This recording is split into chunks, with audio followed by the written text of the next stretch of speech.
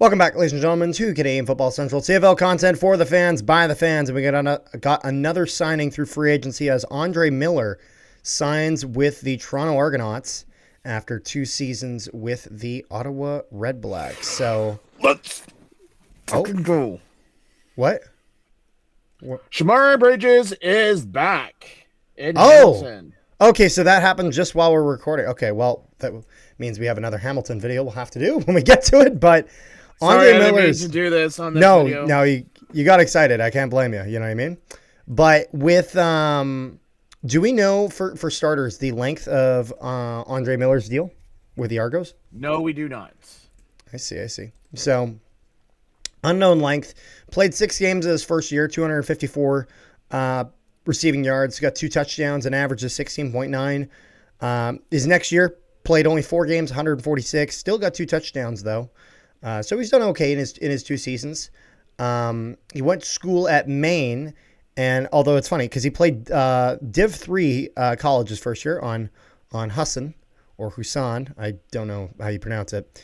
But in his senior year at Maine, he started 9 out of the 10 games he played, 684 receiving yards with 3 touchdowns that year, which brought him actually into 2022. He didn't play. Then 2023, he goes to Green Bay for the Packers, was on the practice roster, I presume, as he didn't end up playing any games there.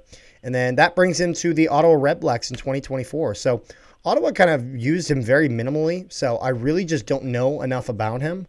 But even like if I'm looking at his article on 3 Down here by their staff, he had stints with the New York Giants as well. Didn't dress for any regular season games with either NFL team. 27 years old, 6'2", 224-pound receiver, though, will be joining the Argos receiver group this year. I'm really curious to see how the Argos do on the receiving side of things because obviously it looks like Chad Kelly's coming back, but then there are certain receivers that they've lost. So I'm curious to see if maybe he potentially gets a larger role in Toronto, which could certainly maybe be to his benefit, as I think getting maybe more than 6 games a year would probably be a priority for him. So what is kind of your kind of first impressions of this signing, Rick?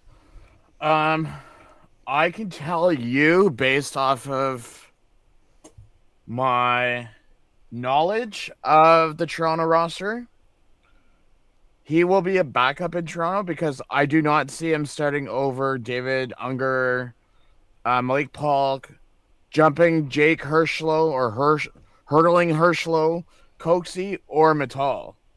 Yeah.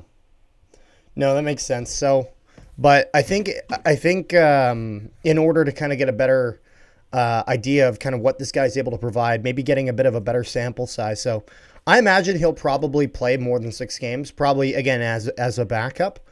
I think the goal will be just to kind of get on the field more and see what he's made of, though. So I'm curious to see, kind of where Toronto goes with that, as his numbers in college were all right. They were kind of improving year over year. In the exception of, even though in his second year, he only had 348, his third year at Maine, he only had 348 passing yards.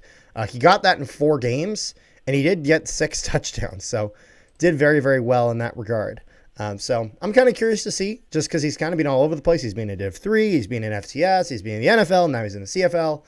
I just don't know what to expect. I hope we see a bigger sample size of Andre Miller in the coming season. So I think that's pretty much all I had. Is there anything else you got there, Rick?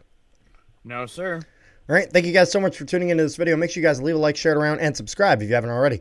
Also, if you guys haven't, make sure you guys join our Discord. Link in the description below to our Discord, where we discuss all things CFL, NHL, all sorts of sports stuff. So make sure you guys go and check it out.